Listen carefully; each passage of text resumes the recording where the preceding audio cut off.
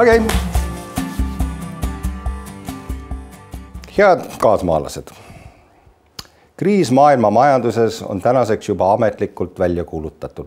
Väikesed avatud majandusega riike, nagu meie, kes sõltuvad ekspordist, mõjutab see seisak rohkem kui suuremaid.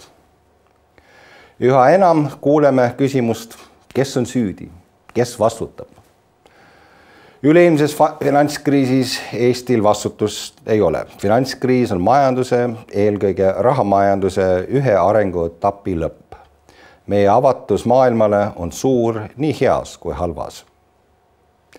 Ometigi saame meist mitte sõltuva kriisi mõju leevendada, olles säästlikud ja ettevaatlikud oma riigi rahakotiga. Meie riigieelarve hetkeseisu eest kannavad vastutust kõik erakonnad, kes on olnud võimul alates 2003. aastast.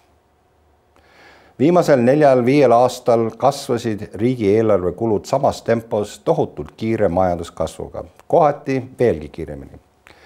Ometi oli juba aasta-paar tagasi selge, et majanduse kasvutempo sellisena ei kesta. Ütlesin septembri algul Riigikogu ees, et selle parlamendi töö tulemuslikkust ei hinnata mitte valimislubaduste täitmise järgi, vaid selle alusel, kas parlament võttis vastutuse teha ebapopulaarseid otsuseid. Nüüd on see aeg käes.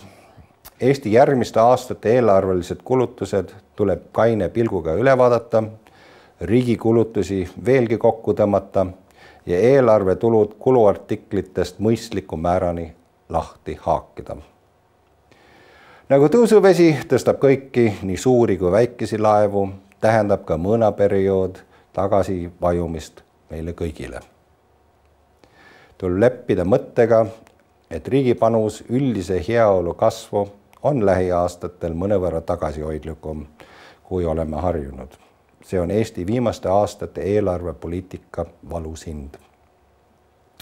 See on karm, aga paraku aus ja ilmselt vältimatu lähenemine.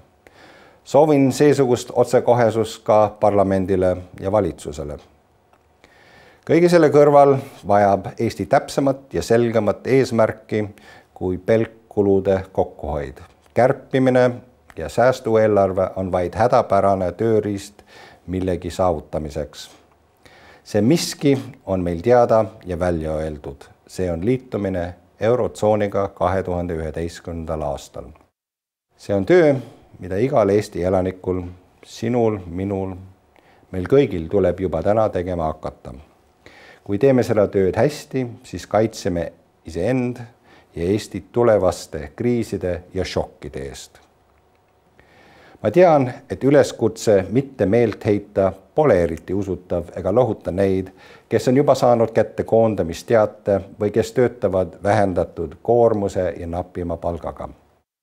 Kui 10 000 Eesti kodud mattusid lumetormi ajal pimedusse, kui 1000 autod jäid lumme kinni, siis tõttasid inimesed hädalistele appi. Stihia peale pole mõtet pahandada, see on vaja üle elada. Positiivse eelhäälestusega, sest me teame, et ränk katsumus kestab vaid lühikest aega. Vastastikuse süüdistamise, maailma lõpu meeleolu ja tegutsemise tahet pärssiva apaatiaga kestab kriis aga kauem. Targalt tegutsedes saab ka meid ootavast katsumusest ükskord vaid mälestus.